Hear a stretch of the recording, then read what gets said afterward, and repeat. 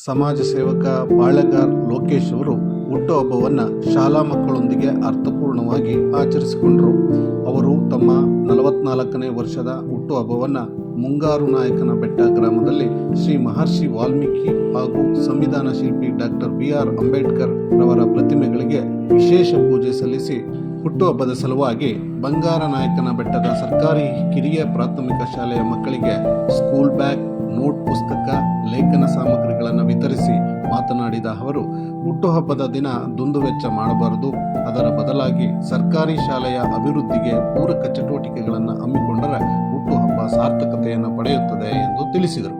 ಹುಟ್ಟುಹಬ್ಬದ ಪ್ರಯುಕ್ತ ಅವರ ಅಭಿಮಾನಿ ಬಳಗದ ವತಿಯಿಂದಲೂ ಸಹ ನಿಡಗಲ್ಲು ಹೋಬಳಿಯ ಸರ್ಕಾರಿ ಶಾಲೆಯ ಮಕ್ಕಳಿಗೆ ಸ್ಕೂಲ್ ಬ್ಯಾಗ್ ಅನ್ನು ವಿತರಿಸಿದರು ಮತ್ತು ಕೇಟಿಹಳ್ಳಿ ಗ್ರಾಮದ ಶ್ರೀ ಶಾರದಾ ವಿದ್ಯಾಸಂಸ್ಥೆಗೆ ರಾಷ್ಟ್ರೀಯ ನಾಯಕರ ಫೋಟೋಗಳನ್ನು ಕೊಡುಗೆಯಾಗಿ ನೀಡಿದರು.